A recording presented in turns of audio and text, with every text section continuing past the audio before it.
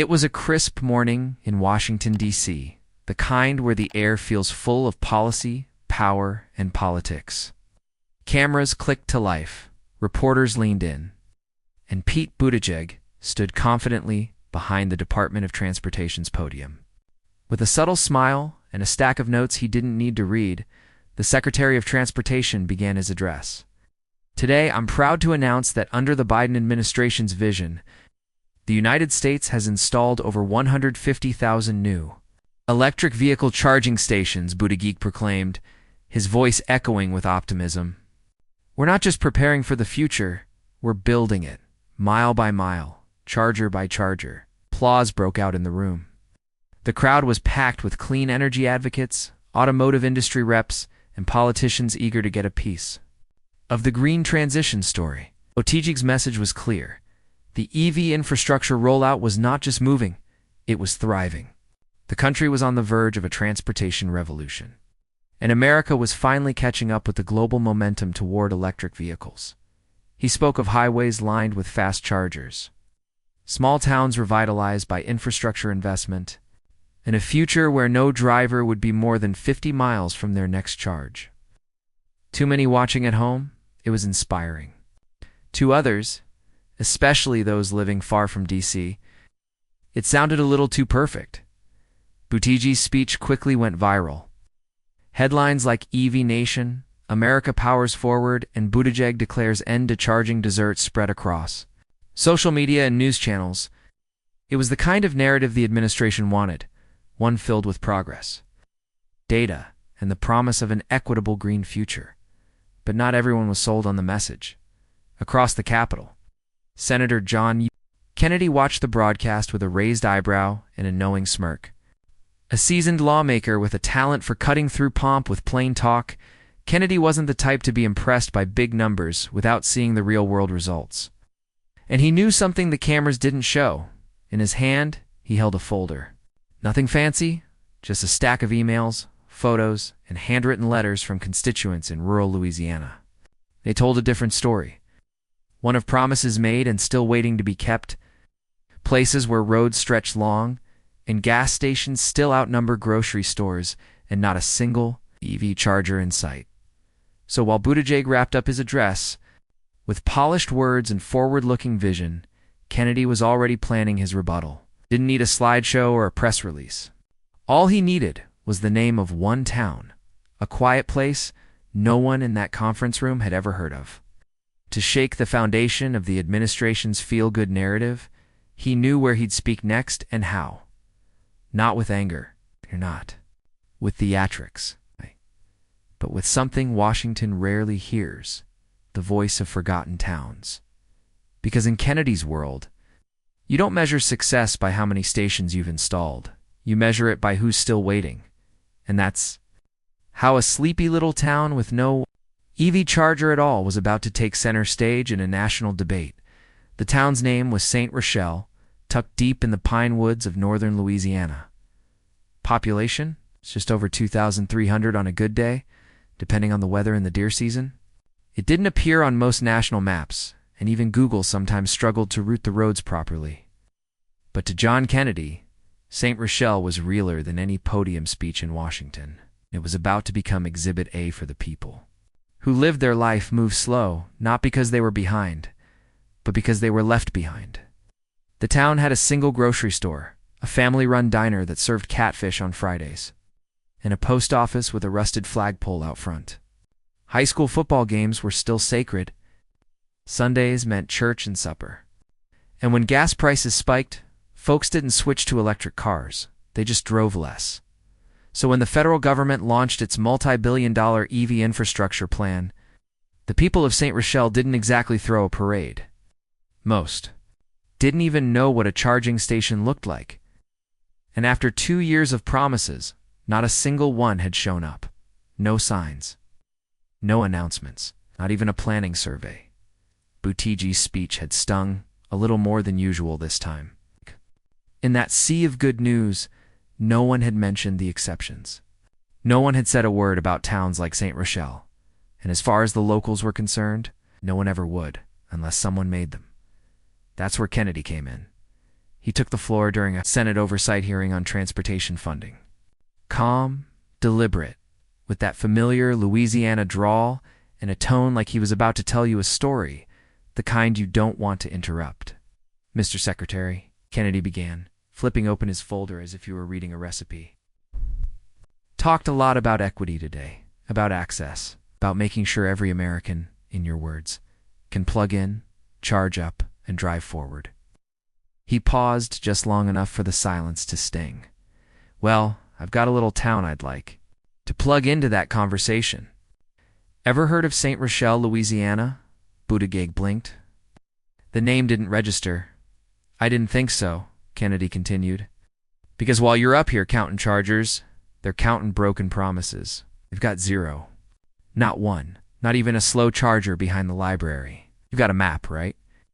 I'd recommend drawing a big OL circle around St. Rochelle and asking your folks what happened." The room went still. Porters glanced up from their laptops. Staffers leaned forward. Buttigieg straightened in his chair, but Kennedy wasn't done. "You want to talk about the future? Great. But let's not do it while entire towns are still stuck in the past. So when the Department of Transportation says it's nationwide, it ought to mean something even to the people who live where the cell signal disappears." It wasn't a gotcha moment. It was something worse. A reality check. It hit hard. Across the country, people who had never heard of St. Rochelle suddenly wanted to know what else had been missed. And for the first time, the question wasn't how many chargers had been built, it was where they hadn't, in Kennedy's hands. One forgotten town had become a spotlight, and now the narrative was shifting. After the Senate hearing clip went viral, the media pounced on it. The headline on one conservative blog read, "Kennedy exposes Buttigieg's EV mirage, a town without a plug." But it wasn't just partisan. Newsrooms paying attention anymore? Even moderate and left-leaning outlets began to ask, is America's EV network really nationwide? The Department of Transportation had published maps, colorful ones. Ones that showed fast-charging corridors glowing like arteries across the country. Interstate highways lit up in bright green, showing progress, confidence, connection. But when you zoomed in, way in, there were patches of gray. Dead zones. Gaps that didn't just mean delayed, but forgotten. And the biggest holes weren't in the urban centers or even in the outer suburbs. They were where the roads narrow, where the trees get taller, and where signals fade. St. Rochelle was smack in the middle of one of those gray zones. A few investigative journalists took Kennedy's lead and began calling small-town mayors utility, COPs, and regional planning boards. The story repeated itself over and over. Lots of announcements. No action. Grants were approved, but not distributed. Contractors were assigned, but never arrived. Charging stations were promised, mapped, and then nothing. In one town near St. Rochelle, a mayor said they had been told a station would be installed by the fall. That was 3 autumns ago, and when asked why these communities were skipped, officials offered polite, bureaucratic explanations, permitting delays, supply chain disruptions, utility coordination issues, the usual suspects. But to the folks on the ground, it sounded like one big excuse. Back in D.C., Buttigieg found himself facing new questions, the kind that can't be answered with broad statistics. "What about St. Rochelle?" a reporter asked directly during a press scrum. Pete, who had memorized figures and projections down to the decimal, suddenly had no talking point prepared. He gave the kind of answer public servants are trained to give when caught off guard, respectful, non-committal, and loaded with intention. But no action. "I appreciate Senator Kennedy raising the concern," he said. "And I'll be asking my team to look into the specifics of St. Rochelle's infrastructure status immediately." But the damage wasn't in the lack of knowledge. It was in the admission that they hadn't known. For someone who had positioned himself as the face of America's clean transit revolution, it was a small but undeniable crack in the image. Kennedy, meanwhile, didn't gloat. He didn't need to. His point had landed, and he knew it. Instead, he took to local radio in Louisiana and told listeners, "I don't care if you're for electric cars or diesel trucks. What I care about is whether the people who pay the taxes get what they're promised." The message resonated. Not just with his base, but with voters who might not even own a vehicle. But we're tired of being left out of the future. And as the story of St. Rochelle spread, something bigger happened. Other towns began speaking up. From the Midwest to the Deep South, letters poured in to congressional offices. Photos of empty parking lots where chargers were supposed to be. Residents pointing to online maps that claimed service available where there was nothing but pine needles and gravel. The illusion was cracking. America's great EV transition looked impressive until you asked the people still waiting at the edge of it. And now, thanks to a single name and a single hearing, the burden of proof had shifted. While Washington debated and headlines soared, the folks in St. Rochelle weren't caught up in the drama. They were busy working their farms, teaching in their schools, repairing trucks instead of replacing them. The town wasn't bitter. It wasn't political. It was practical.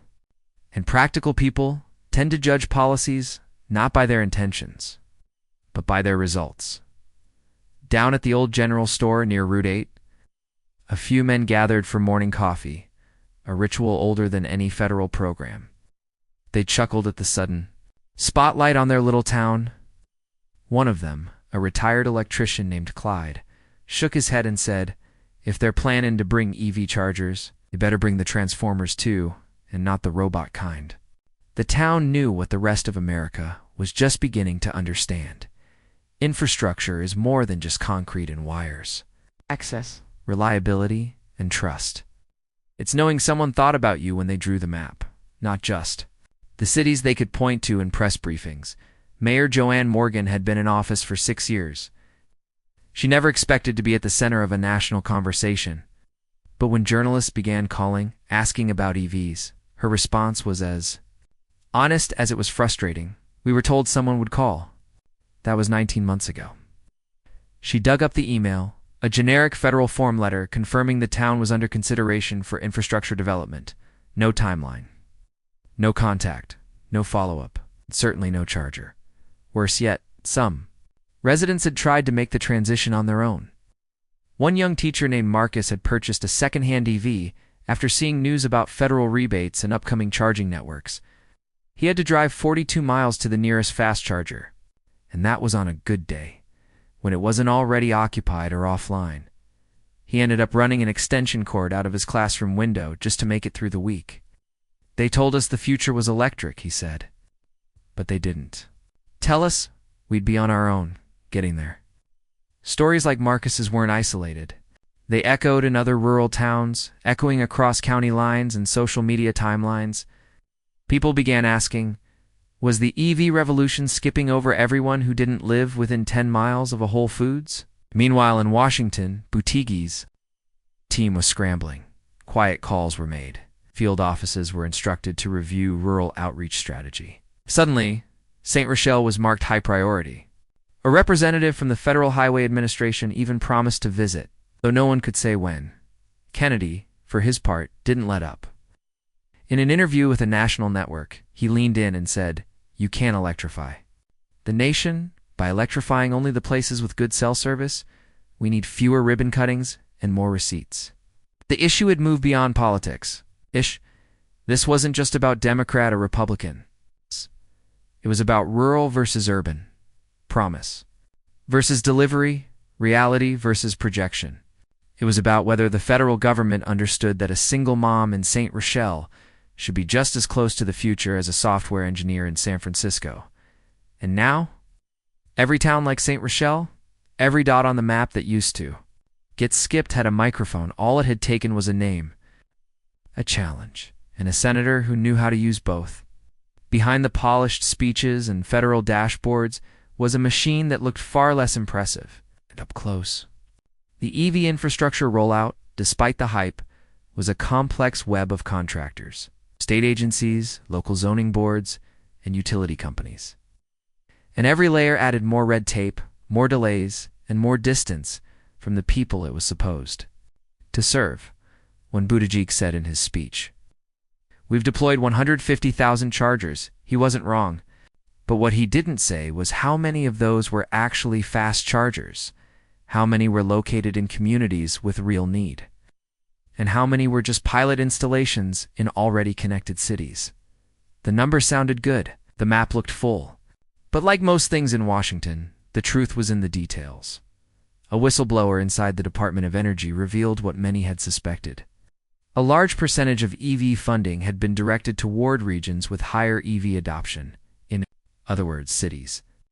Los Angeles, Chicago, Seattle, and parts of the Northeast had seen rapid installations, not because they were underserved, but because the return on investment was easier to prove.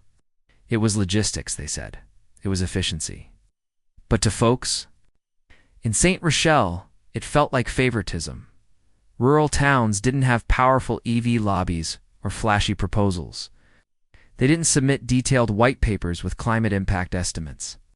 They just waited, quietly, thinking the government would keep its word. And while the Biden administration continued to promote equitable access, even progressive watchdog groups began raising eyebrows. One report from a nonpartisan think tank titled The Great Charging Divide found that nearly 60% of rural counties had received zero federal charging infrastructure to date, not 1 cent. Many of those counties, the report noted, had been included in original planning documents, but had mysteriously vanished in later phases of implementation. Back in Louisiana, Kennedy's office doubled down. His staff launched a charger watch list, an online tracker where constituents could report promised chargers that hadn't materialized. Within a week, 113 towns had submitted complaints. Some included photos of empty lots with government, signs that read, "Eve coming soon," signs that had been there for over a year, fading in the sun. Cable news picked it up. Suddenly, it wasn't just a Kennedy versus Buttigieg story anymore. It was a question about federal competence, about oversight, about trust. A panel on national TV debated it one night. One anchor asked, "How can we ask people to believe in green energy if they don't see it in their neighborhood?" The conservative guest quipped, "The only thing green about this plan is the mold growing on uninstalled equipment." The liberal guest didn't laugh. She nodded grimly and said, "We've got to do better. This rollout left people behind." That's the truth. Buttigieg, to his credit, didn't disappear. He addressed the controversy at a transportation summit weeks later. His tone was different. Less victory lap, more damage control. "We've heard the concerns," he said, "and I take full responsibility for ensuring this rollout lives up to the vision we promised, not just in the cities, but in the small towns too." It was a rare admission from a cabinet-level official. But for places like Saint Rochelle, words weren't enough anymore. They wanted results, steel in the ground. Chargers humming. A sign that someone had finally followed through. Because for all the planning, all the press, and all the promises, one truth remained. You can't power the future with politics alone. 3 months after, Senator Kennedy's takedown made national waves. A flatbed truck rolled into Saint Rochelle just after sunrise. It was quiet, unceremonious, no ribbon cutting, no reporters, no podium. Just a handful of workers in reflective vests, unloading equipment beside the municipal library's parking lot. The town's first EV charger had finally arrived. And it wasn't some high-capacity superhub either. It was a modest Level 2 unit, the kind that takes several hours for a full charge. But to the people of Saint Rochelle, it wasn't about speed, it was about proof. For the first time, they could point to something real, something delivered, something they'd been promised. Mayor Joanne Morgan stood nearby, arms folded, watching. The installation like a hawk. She wasn't smiling, but she wasn't bitter either. "We didn't ask for much," she said, "just to be included." Marcus, the teacher who once had to run an extension cord through his classroom window, showed up after school. He parked his old Nissan Leaf next to the charger and stood silently for a few moments. Then he smiled and said, "So it wasn't a myth after all." Local news outlets finally covered the installation, but national media had already moved on. The moment was too small, too ordinary. And yet, it was exactly the kind of story that defined the big picture. One town, one charger, one crack in the status quo. But this wasn't the end. It was just the beginning of a much larger reckoning. Senator Kennedy held a press conference this time, not to criticize, but to reflect. "I'm glad St. Rochelle got what it was promised," he said, standing on the courthouse steps. "But let's not pretend a single charger fixes a broken process. This isn't about symbolism. It's about systems." He then listed a dozen. More towns still waiting, from Arkansas to West Virginia to Mississippi. Towns where chargers had been approved on paper, but no crews had shown up. Towns where local leaders had stopped trusting the federal timeline. Towns that, like St. Rochelle, had been told they were part of the plan and then forgotten. And Buttigieg, he sent a letter. Not a press release, not a tweet, a letter, and signed. Addressed to Mayor Morgan. In it, he acknowledged the oversight. He praised the town for its patience and resilience. And he promised again that lessons had been learned. He wrote, "We cannot allow innovation to be selective. If the future is truly for everyone, then everyone must see it arrive." It was a good sentiment, one that rang sincere. The town took it the way they took all government words, with cautious hope and firm expectations. Because what St. Rochelle had learned, what Kennedy had proven was this: federal plans often sound beautiful in Washington, but they become real only when someone fights to make them real. And for every shiny charger on a brochure, there's a town waiting to see if the wires ever get connected. One town got its charger. One community got a voice. But across America, the real question still echoed. How many more are still waiting? The charger in St. Rochelle became more than just a utility. It became a symbol. Not of technology, but of accountability. It stood quietly in the corner of the library parking lot, humming softly, a reminder that promises can eventually be kept, but only when someone refuses to let them be forgotten.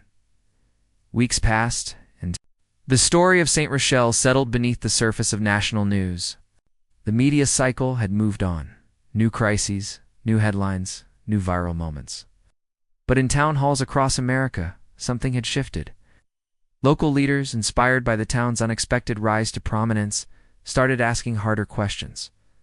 They weren't satisfied with vague maps and future funding. They wanted answers, timelines, and action. In places like Pine Bluff, Arkansas, and Marion, Alabama, citizens began showing up to council meetings with copies of Kennedy's speech printed. In hand, they referenced St. Rochelle by name. "They can get one," one man said. "Why can't we?" It was no longer a partisan issue. Conservative mayors, liberal county officials, independent rural boards, all found themselves aligned on a single, simple message. Inclusion is not optional. Pete Buttigieg, now deeply aware of the political cost of oversight, launched what he called the Rural EV Access Initiative. It wasn't flashy, just a reallocation of funds and field teams focused solely on underserved counties. But it was real. It was measurable. And this time, he made. Sure, the data told the whole story, not just the glossy parts. Senator Kennedy remained vigilant. He issued quarterly public letters tracking towns that had been flagged for EV development but hadn't seen progress. Some critics accused him of political showmanship. Others saw him as the rare kind of senator who still took calls from people, who didn't own stock in anything. Either way, the impact was undeniable. And what of St. Rochelle? Life went on. The general store still opened at 6 a.m. sharp. Church bells rang every Sunday. The diner still served catfish, now with the occasional Tesla parked out front. The charger didn't change the town overnight. It didn't make anyone rich or famous, but it did something subtler. It gave people the sense that maybe, just maybe, someone had finally looked their way. Marcus, the teacher, eventually bought a second EV. This one new. "I used to tell my students the future was coming," he said. "Now I tell them it's here. You just have to fight for your corner of it." And the town itself, once a gray dot in a forgotten stretch of map, became a case study. Professors cited it in lectures. Planners referenced it in grants. It had become a footnote in federal policy, the kind that reminds bureaucrats that numbers have names behind them. Because progress, real progress, isn't about press releases or podiums. It's about showing up, building trust, following through. Not just in the places that shout the loudest, but in the quiet towns, too, in the end. Kennedy didn't win a political battle, Buttigieg didn't lose one either. Instead, Singletown reminded the country that infrastructure isn't just a national goal, it's a local promise. And if America really wants to lead the world into the electric age, then it better remember this. You can't call it a network if it doesn't reach everyone, not just the coasts, not just the cities. Everyone.